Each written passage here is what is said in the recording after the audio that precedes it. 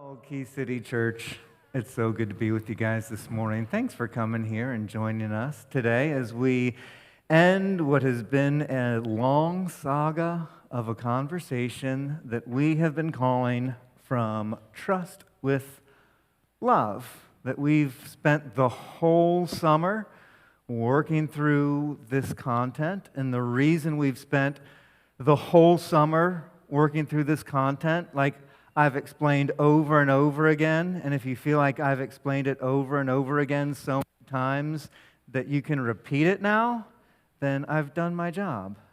Because that's the idea, is that throughout Scripture, we find this thread that runs, this thematic thread that just runs from beginning to end that we call trust, that the whole story is about this Creator God working to establish trust with His creation. And we just see this running throughout the Old Testament between God and His people Israel, and the lengths that God was going to teach them that they could rely on Him, that they could trust Him, that they could depend on Him, that He would come through.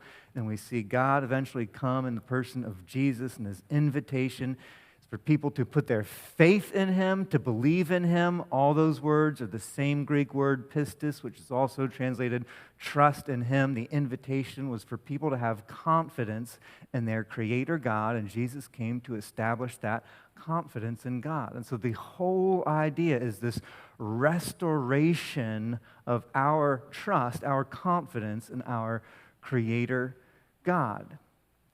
And in a lot of church contexts, as we've talked about, trust is often treated as a switch that you can just flip, that you go from not trusting God, and then you just flip the faith switch, and now you trust God. But we as human beings who deal in this thing of trust in relationships day to day throughout our lives know that trust isn't really a switch that you can flip, and we recognize that Jesus said it's maybe more like a seed that starts out small and grows over time. And in the same way, our trust does too, that our trust in God is something that can start small and it grows over time.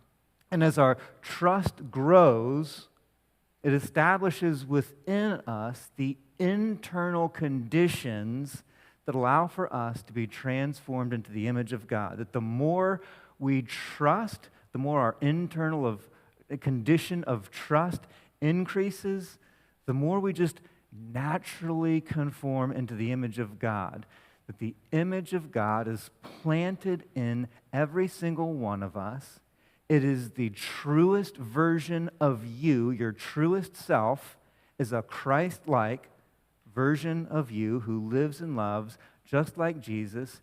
And as trust in God grows over time, that image of God that is in you becomes manifested over time. And so one of the things that we obviously spend a lot of time talking about as a community is how do we grow that trust? How do we develop trust in God? And we've compared it to developing character. Character is something that develops slowly over time. When we look at developing attributes like patience, it's something that grows slowly over time, but it comes from exercising patience in the moment to moment.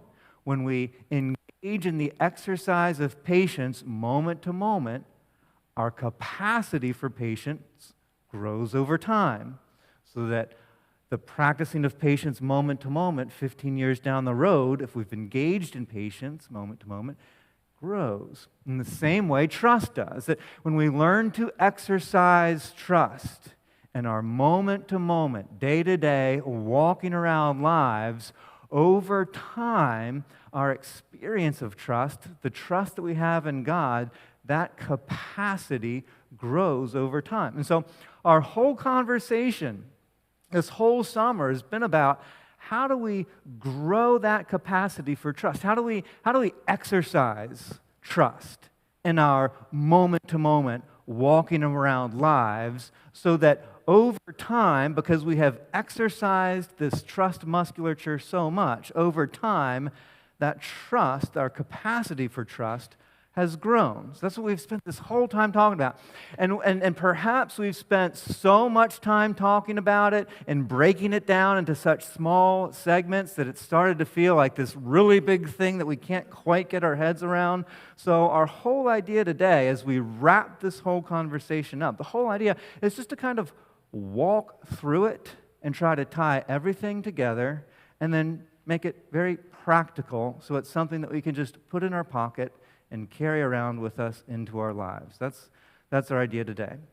So when we started this whole thing out about how do we exercise trust in the moment to moment, if you remember, we started it out with this very initial concept of self-awareness. And we looked back at some wise words that were shared by a king named Solomon, who actually wrote them down, and he said, above all else, and whenever you hear someone who is wise say above all else, it's our cue to just listen to hear what they're going to emphasize. Above all else, he said, guard your heart, because it is the wellspring of life.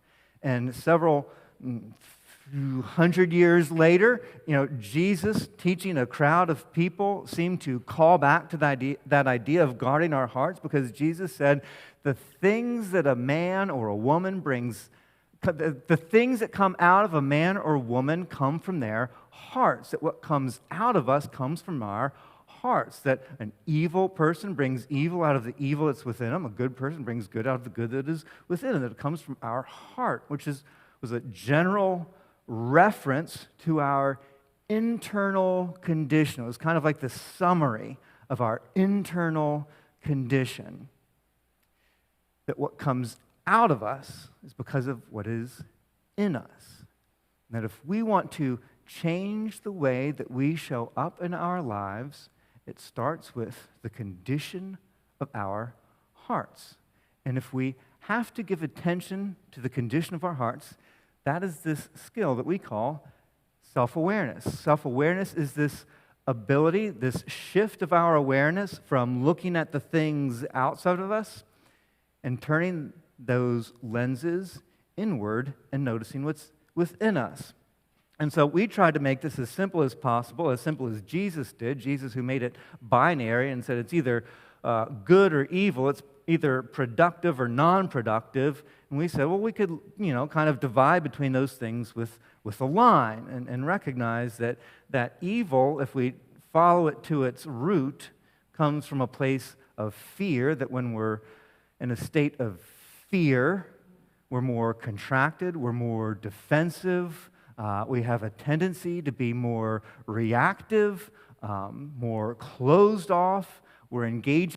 If we actually look at the neurology of it, we're engaging from a fight-flight system, our sympathetic nervous system, or, as the scriptural writers called it, who didn't think in terms of neurological systems, but thought in terms of the flesh, or our sin nature. That when we hear the scriptural, the authors of Scripture writing about the flesh or sin nature, they don't mean like our skin or like this alternate personality, but it's this other system that we tend to operate, which is this fear-driven system.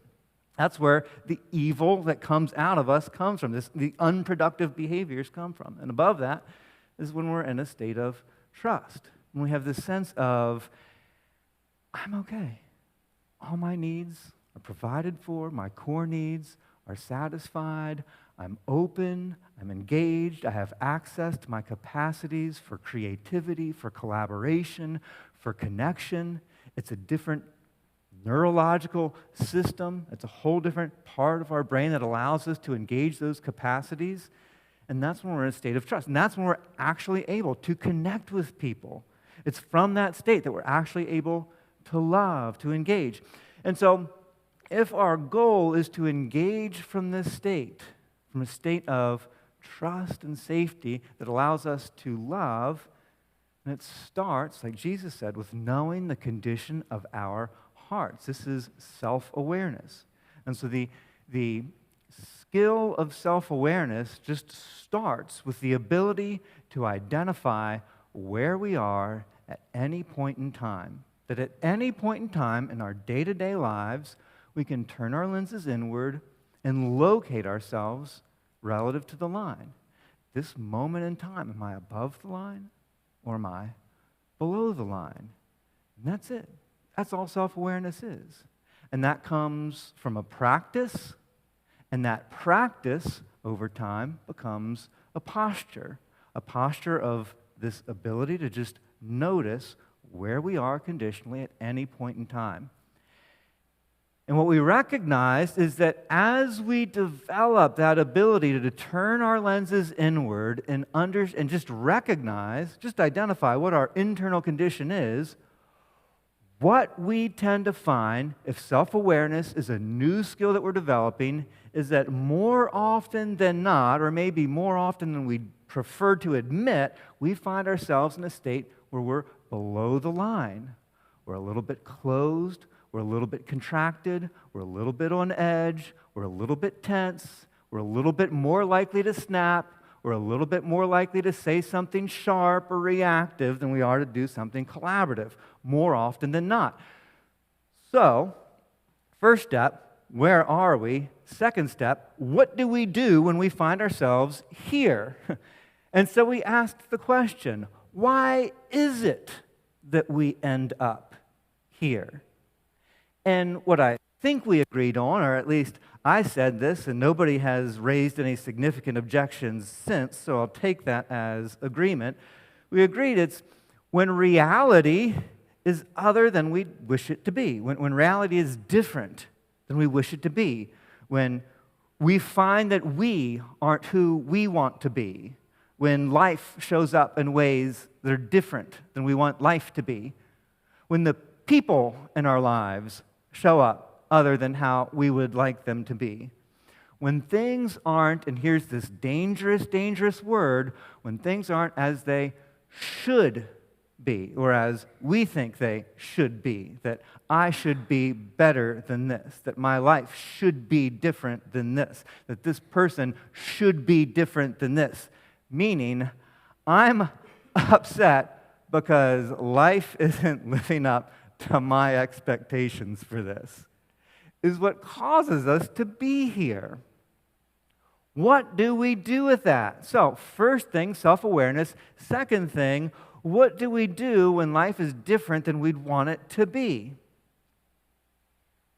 What we identified was what causes us to be in this state when life is other than we wish it to be, is that we feel resistant to the way that reality is showing up.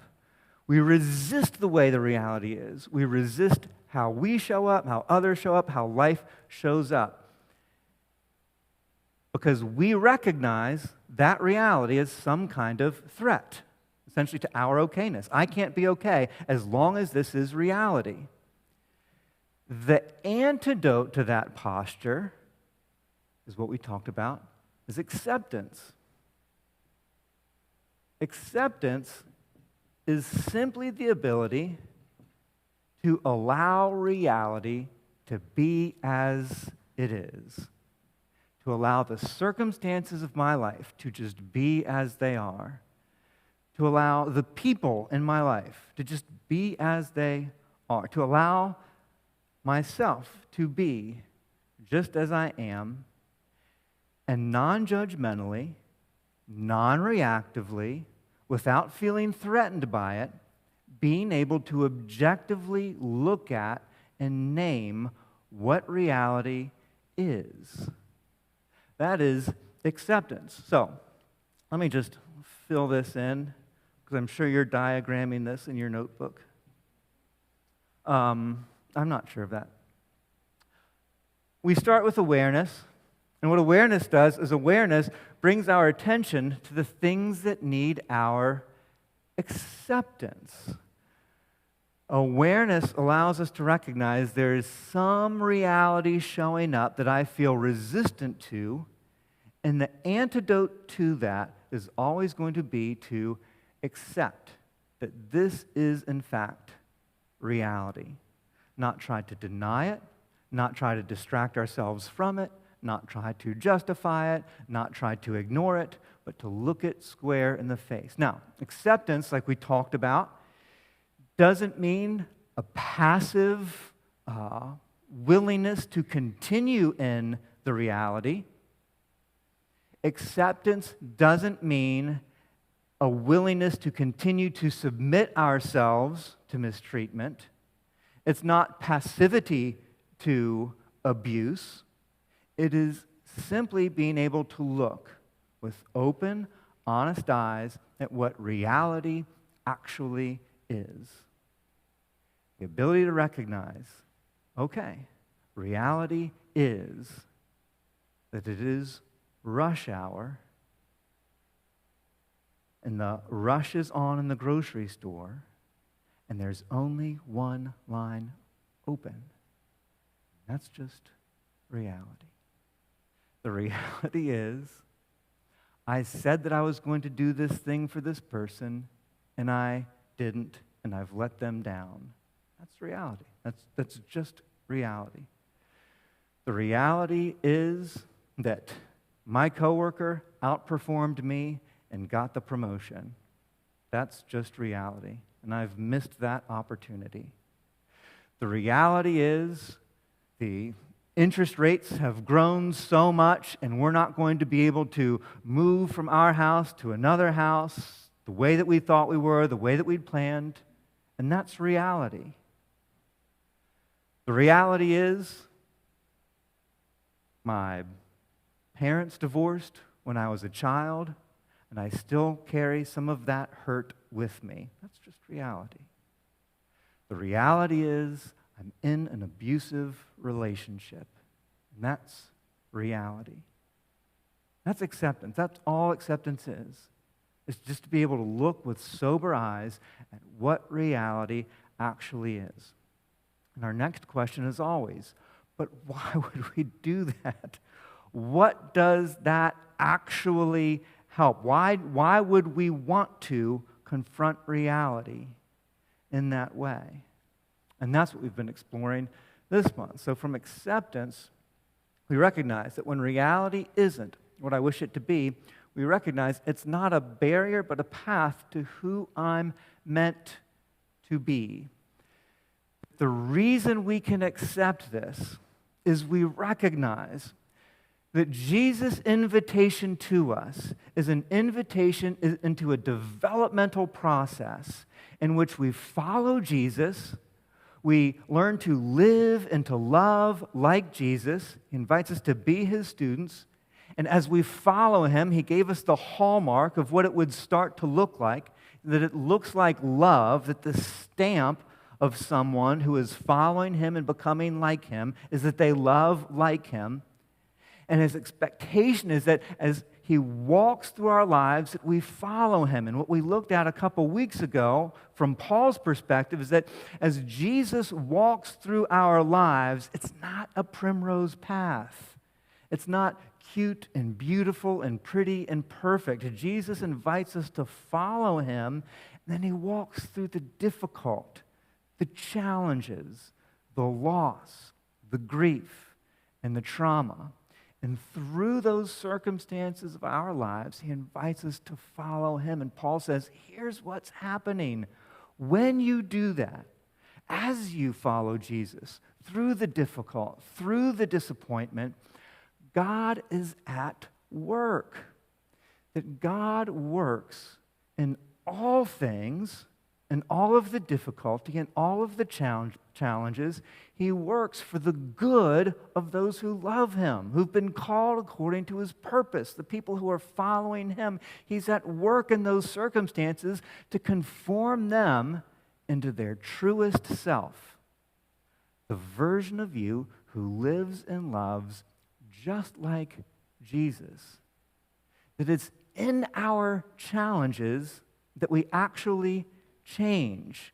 It's through the challenge that God is forming us. There's no formation without forming, and there's no forming without pressure. That the pressure and the stretching and the difficulty is what is necessary for the development of the truest version of you. Now, this doesn't mean, we recognize this too, this doesn't mean that God is causing the challenges. It doesn't mean that God is working in it to make it difficult or to cause these things.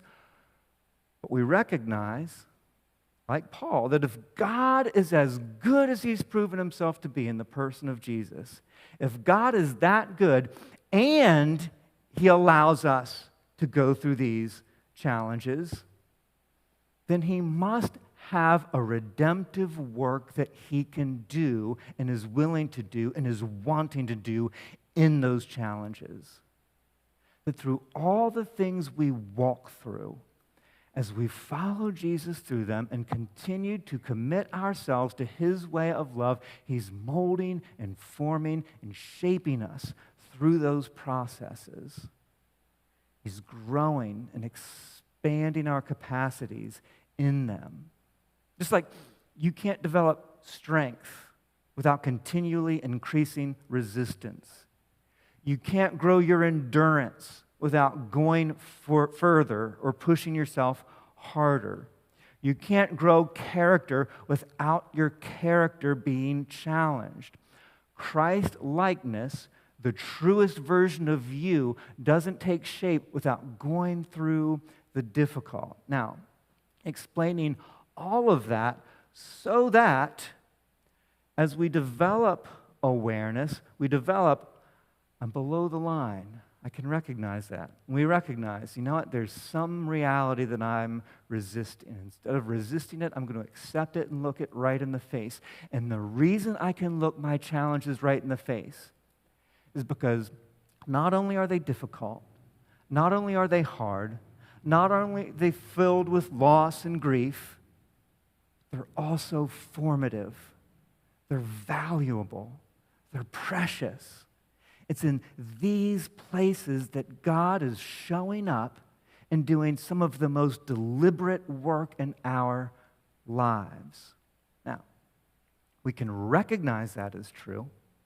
We can agree with that as fact. But how does that become our experience in our walking around day-to-day lives? And that's what Austin walked us through last week and helped us to identify how we can start to foster this sense of God's presence and his awareness in our walking around moment-to-moment lives. And so when reality isn't what I wish it to be, it's not a barrier. It's not getting in the way of where I want to go. It's the way to who I'm meant to become. It's not a barrier, but a path to who I'm meant to be with an awareness of God's activity. And we looked at the story of Jacob. Jacob, who was on the run, he'd kind of betrayed his father, he'd taken from his brother, he was homeless, he was in the desert, he was all on his own, he was in like the lowest point of his life, point where he was all out of options, all out of resources. He's completely by himself, and he lay down and went to sleep. And he had a dream, a vision of seeing angels ascending and descending to and from heaven. And he awoke and he said, God was in this place. I didn't even realize it. God was right here, and I knew it not. It was this invitation for us to take our challenges, our difficulties, when reality shows up other than we want it to be, to take those things and point at them and say, God is in this place and I didn't realize it. To look at our loss and say, God is in this and I didn't see it. To look at the challenges and struggles and say, God is here and I didn't even notice it. And then Jacob named that place the house of God and said that it's where heaven's gate was. So he's looking at his place of loss, his place of isolation, his place of desolation, and saying, this is where the gate to heaven is. And if we take that and apply it to us and our struggles and our difficulties, we recognize this that I'm going through is not a barrier to where I'm trying to get. This is the gate to what God is inviting me into. It doesn't mean that we take all of our challenges and we just put on a happy face and say, well, God is at work here and everything's great. No. We allow the hard. We allow the hurt. We allow all of the emotions that come with that. That's part of acceptance. Part of acceptance is welcome the emotions that come with the challenges. Allow myself to feel the grief. Allow myself to feel the anger. It's all okay. It's all okay because God is at work in this. But it's also the recognition that through this, God is working and He's showing up here to develop something in me. So Austin was talking about cultivating just that sense of wonder or enchantment, cultivating that awareness of the presence and the activity of God in our day-to-day, moment-to-moment lives, so that as we become aware of where we are, that I'm not walking in trust right now. I'm functioning from a place of fear. Okay, I can recognize that. What is the reality that I feel resistant to that I need to accept and just confront objectively, non-judgmentally? Because this is where God is showing up. And He's inviting me to become aware of His presence here. Not to disregard the hurt or the bad, but in addition to that, there's another side to the coin. We can look at the whole coin. It's bad, it's hard, it's challenging, it's difficult, it's fraught with uncomfortable emotions, but it's also the place that God's working developmentally. There are things for me to see here that I couldn't see before. There are things for me to learn here that I couldn't learn before. And it invites purpose, process into our struggles because we know that it's producing something in us, what Paul would call the weight of glory. There's a glory that's being produced in you. Image of God is being produced in you. So that's a lot, from awareness to acceptance to we don't have a really good, just single word for this yet, do we, Austin? So we just call it like a bunch of things, but hopefully you get the idea. From awareness to acceptance to this posture of curiosity, growth, learning. I'll add one more. And then some creative person can mush them all together and make one new word that'll be our key city word. But it's all of those things: curiosity, growth, learning, wonder. It's this posture of just being a student of God in our lives, that in all of our circumstances we recognize, like, there's something for me to learn here. There's something that God's inviting me into here. There's something that He's going to show me here. I know it. And every time we go through it and we see how God works through these things, it gives us confidence for the next time, and the next time, and the next time, and the next time. And this practice becomes the posture that we walk through our lives with. That is the exercise of trust in the moment to moment, in the day to day, that grows our capacity for trust over a lifetime. So we get a decade, 2 decades down the road, and that patient exercise of trust in the moment to moment, we find we just have this capacity to walk with God through really difficult things in a completely different posture than we ever could have before. All right, so a lot of up here stuff. Let's bring it down and make it really, really practical for how do we do this in the day-to-day, moment-to-moment. So let's like work through a couple vignettes, right? We've talked through different ways that reality shows up other than we wish it to be, when we show up different, when circumstances show up different, when others show up different. So let's walk through those and just like feel out how we might apply this in the moment-to-moment. So let me give you a framework first. I know you get excited every time I say the word framework. I appreciate that about you. But framework of asking these questions of where am I? That's our self-awareness question. Then our acceptance questions, we're always going to have 2 of them. The first one is, am I willing to accept myself here? The second one is, am I willing to accept this reality? So it always starts with self-acceptance, and then it is, what is the reality that needs to be accepted? And then it's finished with, and I wonder what God is inviting me into, or I wonder what God is wanting me to see here, or I wonder how God is going to show up in this. I wonder. I encourage you. This phrase just shifts our internal posture so dramatically. I would encourage you just to insert this phrase, even if you don't know how to finish it when you insert it, just to start with, I wonder. It works in almost every context to just change the mood of a context. If you've ever been at a meeting where somebody had an idea that they pitched, but somebody else didn't like that, and so they rejected it, now the person's trying to argue for their side, and the other person's trying to defend their side, and the whole meeting is starting to go below the line. And if you just pause and say, like, I wonder, just starts to shift everybody into this openness and curiosity. It just starts to shift the mood of the meeting. It recognizes we might not have the answer to this, but that's okay. I wonder. I do this with my children. When it just gets really tense sometimes, I just start with I wonder, and I don't even usually know what I'm going to say next, but just starting with that phrase is recognizing, let's just assume that we don't have the answers. I wonder, and it just changes the mood. It works the same way internally with us. When we are facing this uncomfortable reality, just turning it by asking, I wonder. It changes our internal condition, our internal mood. It recognizes, I might not have the answer to this.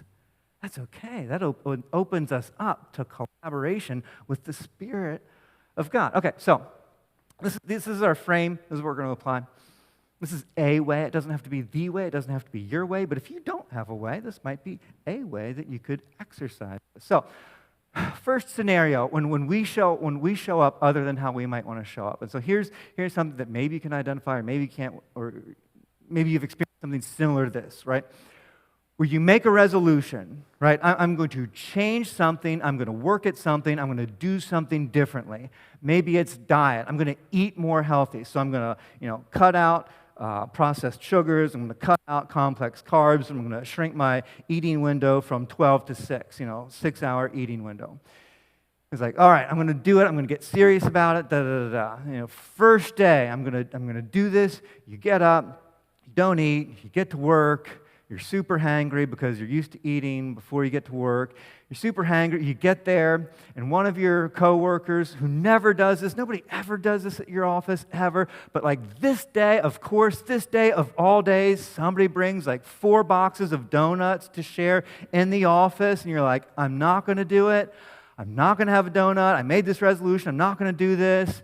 And then people are eating them, and they're enjoying them, and then somebody's bringing the box around because there's some left, and they're bringing the box around to the cubes, and hey, still some left over. Do you want some? And you're like, I don't want to be rude. I'll just have this one, but I won't eat the whole rest of the day to make up for it, to punish myself.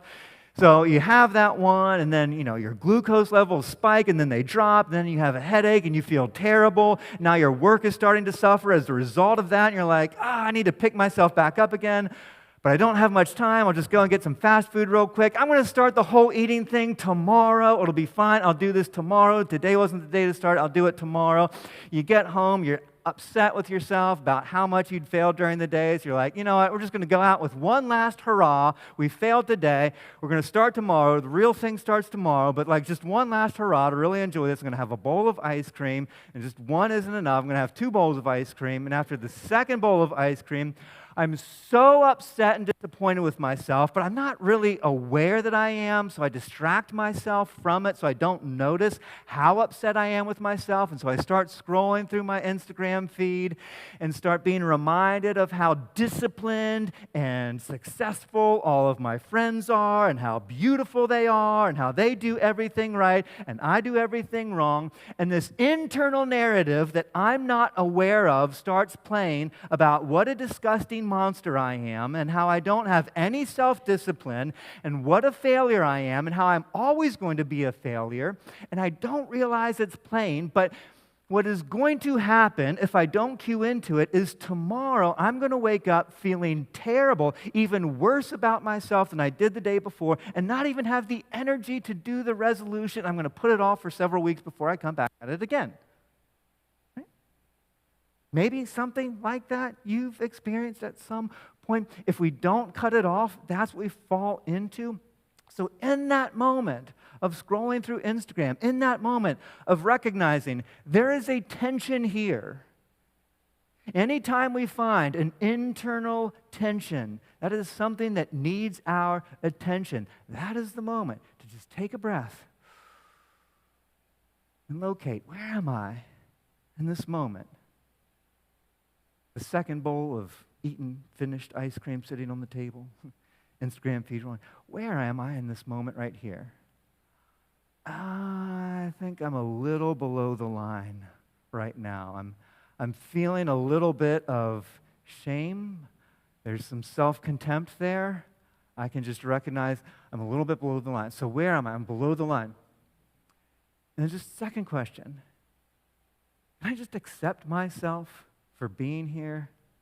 Can I just accept that I'm feeling some shame around this? Can I accept that I'm feeling some self-contempt right now? Can I just accept that I feel disappointed in myself?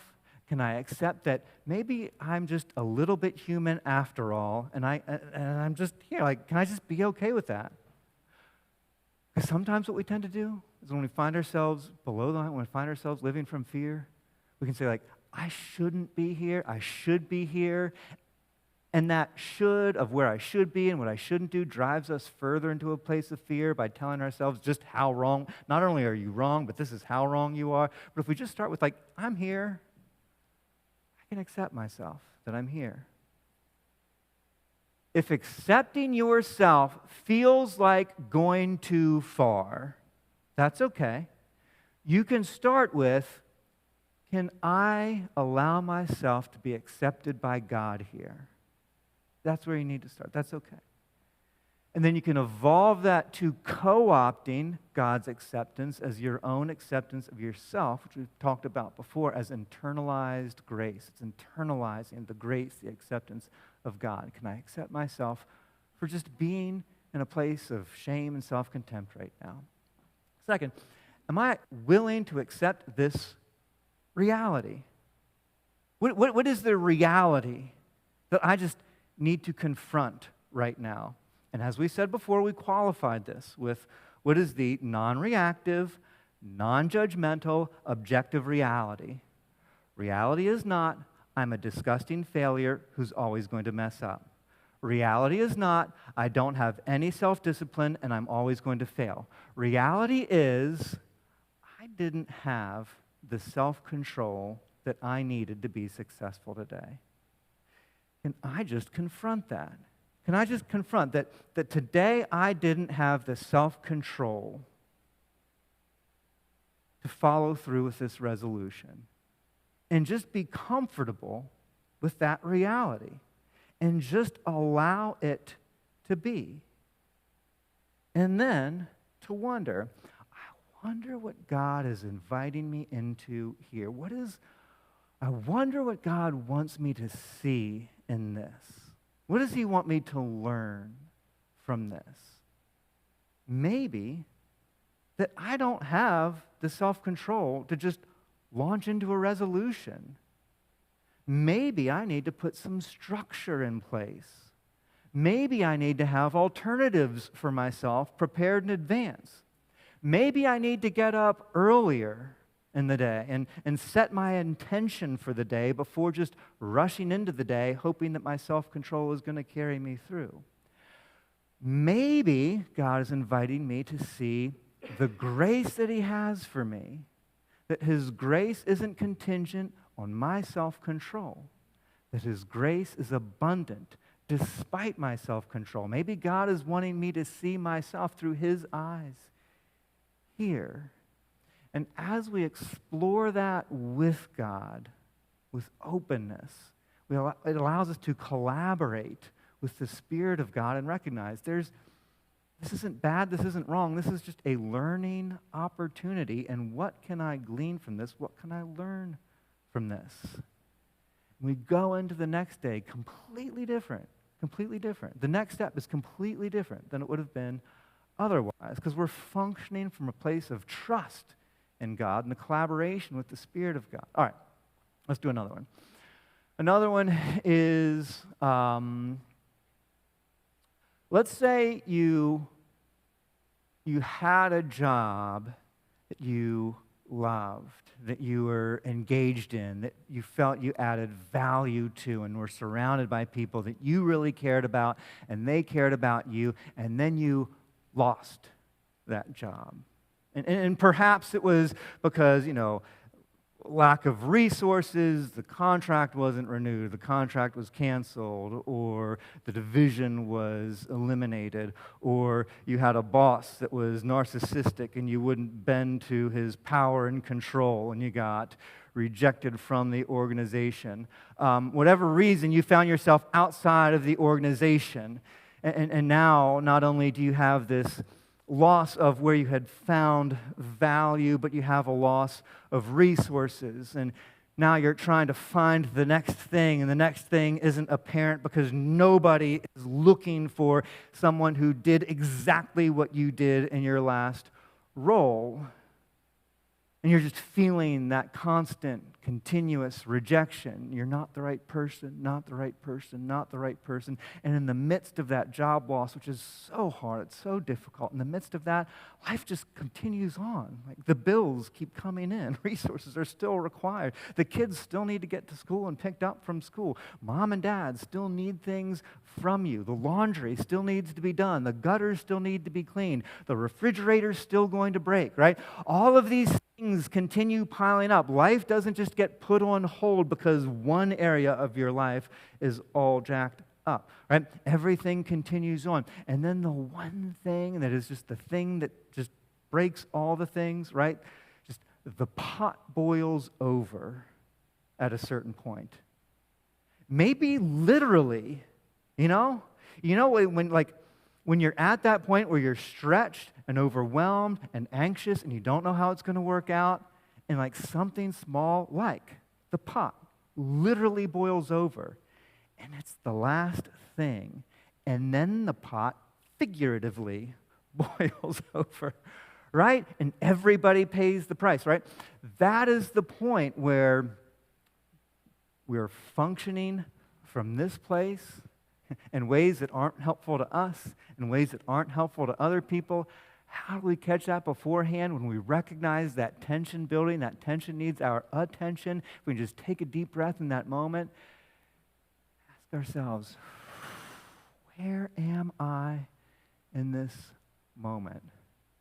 Clear, perfect, I know this. I am below the line.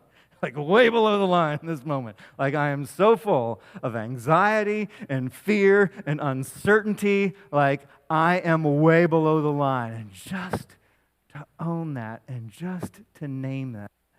And then am I willing to accept myself here? Am I willing to accept myself for being scared right now? Can I accept myself being really anxious and really uncertain? Can I just recognize like this is normal? And just allow myself to be here and to feel this.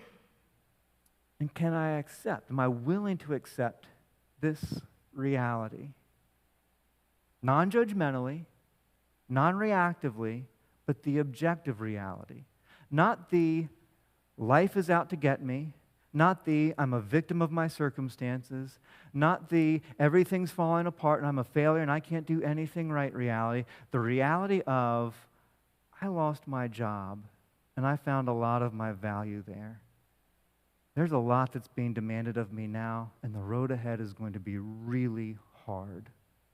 Can I just look at that reality in the face and just allow that to be the reality because I know, even though it's hard, even though it's difficult, God is going to show up here. And can I allow myself to wonder, I wonder what God is inviting me to see here?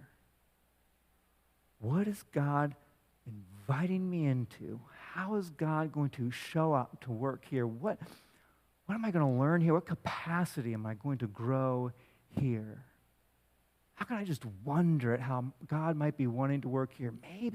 Maybe God is inviting me to see that I'd gotten comfortable at that last position, that I wasn't exercising my potential. There was something that I always wanted to do, but comfort got in the way, and this is my opportunity to find a place where my potential can flourish.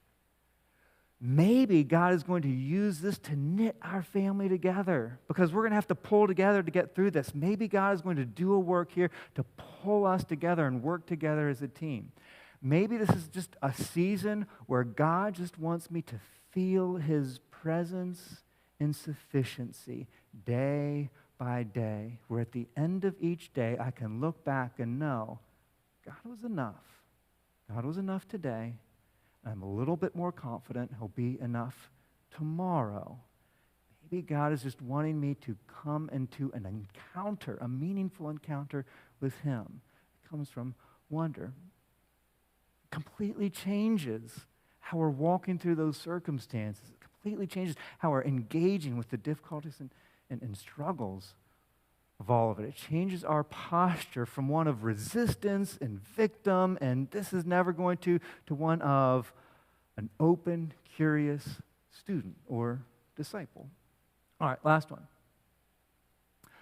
When other people don't show up the way that we think they should be, and with us going, or with the kids going back to school, if you have kids that are going back to school, maybe this is one that you know, have known, will know, but you know, the assignment is given, the project is given for that child of yours that is a student in the class. They have the assignment. The requirements for the assignment are really clear. The due date is really clear. You check in with them. Are you getting the project done? Yeah, I'm working on it. But you know that they're not. They're not doing anything because they're never working on it. And so you check in. You're just gentle reminders. Are you working on it? Are you getting it done? Yeah, I'll get it done. It's fine. You check in. Have you gotten it done? No, I haven't gotten it done, but I'm working on it. It's fine, it's fine, it's fine, it's fine. Then it's like just like the day before, and you check in like, I don't think you're doing this, right? And they're like, yeah, I haven't. And then you, because you know, like, you should have been working on this. You should not have procrastinated this long. You should have asked for help. You should have been doing a little bit at a time. I shouldn't have to hold your hand through every single little thing. And so you go to your child with your list of shoulds, all the things that they should be, shouldn't be, the things that you shouldn't have to, and you go to them with your list of shoulds and walk through them, and then they give you back all these reasons that it's not their fault, right? They're not responsible for anything. Like, how can you expect them to do these things? And as you diffuse their excuses, it turns into this my will against your will because you aren't who I want you to be. You are not who I think you should be, and you're not doing what I think you should be doing. And they will die, literally die, before taking responsibility for anything on your list of shoulds. And their voice elevates, and they're yelling, and your voice elevates, and you're not yelling because you don't yell, but you're like right at the threshold, right? Because you won't. It's not so good. Nothing gets solved there when we have two people communicating from a place of fear. Nothing gets resolved there. And we find the same dynamic happening in lots of different contexts. Functioning from below the line, nothing gets resolved. So instead of continuing that and trying to impress our will upon them, walking ourselves through this and just being willing to take a breath, walk away if we need to. Where am I in this moment? I am way below the line. I am way closed off. I am not interested in collaborating. Okay, good. We know where we are. Can I accept myself for being here?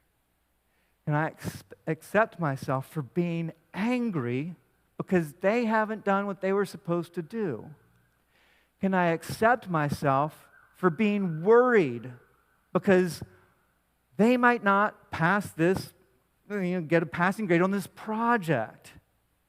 And we have this whole trail of fears that follows that. If they don't do well on this, that's going to create a habit. They're not going to do well on the next thing. They're not going to do well in the class. They're not going to do well in school. They're not going to do well in college. They're not going to go to college. They're not going to do well in life. Like this whole waterfall of fears is behind being below the line. Can we just allow ourselves, like, I'm really scared that my child is going to develop a habit that's going to cause them to be a failure in life. It sounds ridiculous. Can I just allow myself to be here? Just allow myself to be afraid and angry right now. And am I willing to accept the non-reactive, non-judgmental, objective reality? The reality isn't that my child always procrastinates. The reality isn't that I always have to do this for them. The reality isn't that they never are diligent. The reality is my child is inconsistent, and right now they've procrastinated on the project. That's all the reality is. Can I just allow that to be the reality? And just take a breath and allow it to be there. That's the reality. And can I get curious and just ask myself, I wonder what God is inviting me into here. What is God inviting me to see? Maybe I didn't see before. What is He inviting me to understand that I didn't understand before? And when it comes to other people, that question should allow us to come from sitting on opposite sides of the table of someone and coming around to their side of the table and getting curious with them. I wonder what happened that brought us to this point. I wonder what happened that's going on in you that caused this to happen. I wonder how I can show up in your life and provide you with what you need. Regardless of my list of shoulds, that you should be all these things, my expectations don't matter because this is reality. How can I show up to match the needs of reality? Reality has a lot to teach us if we would be curious students of it. As parents, our children have so much to teach us if we would be curious students. I had an experience like this. My kids were really little. Like bedtime was horrible. Send them to go pick up their room, put on their pajamas, brush their teeth, and go to bed. Brush their teeth with a P, so everything starts with P. That's what pastors do. Go do that. Every single night, they just go in and wrestle and fight, and nothing would get done. Every time I'd have to go in, like, what? Do what you're supposed to do. And I lost it. I was below the line. And I was like, why can't you just do what I asked you to do? Like, what do you need? What do you need to just do what I'm asking you to do? like just with so much sobriety. My son was like 5 or 6, just looks at me and says, we just need encouragement. Like, oh, yeah. I bet you do. If I just been able to kind of walk through, like, where am I? Can I accept myself here? Can I accept this reality? What is God inviting me into? He's just inviting me to be an encouraging parent, like to grow the patience, to grow some compassion, to grow some understanding for someone else's experience and perspective. Hopefully this is helpful. Hopefully walking through those is helpful. This is a thing that has been helpful to me as just a moment-to-moment walking through life tool. My hope is that it's small enough that it can just fit in your pocket, that you can just walk around with it in your moment-to-moment life and apply it actively in your moment-to-moment life. And what this practice becomes a posture of trust, a posture of the curious, open student or disciple following Jesus through all the challenges and difficulties and complexities of our lives with this openness and eagerness to learn and grow and stretch. this willingness to allow our reality to be as it is, this willingness to allow our emotions to be as they are, and this openness to learning through this developmental process. Have patience. Know that God is doing a deliberate work through this whole process. He's developing something precious inside of us. And then through all these moments, every single one of these moments is just pregnant with developmental redemptive potential that God is wanting to leverage with you, to work with you collaboratively as he grows and develops you into the person that he created you to be. As he brings you into your truest self, your true identity, the version of you that loves and looks just like Jesus, because you are the light of the world. You are a carrier of the divine image. And that image of God that is in you comes to fullness as we can cultivate this internal condition of trust. As the way that we show up in our lives, we show up in a posture of trust and confidence in God. That's what brings that image to fullness. That's what allows the light of God within you to become the light the world can see, and the rest of the world can be changed and transformed by. Will you guys pray with me? Father, we are so grateful for you, so grateful for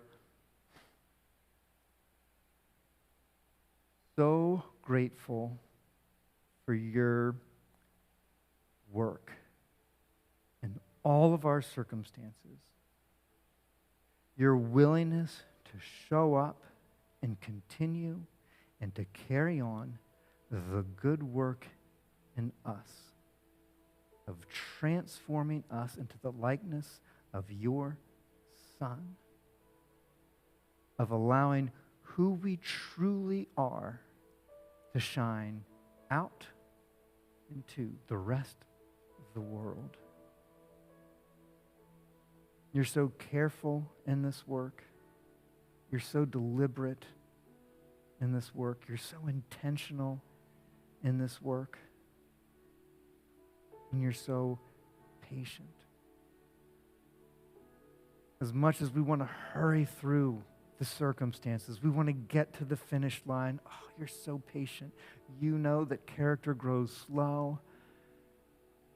And you just invite us to slow down and be patient with you. This ongoing process, growth, formation. We love you. We praise you. In Jesus' name, amen.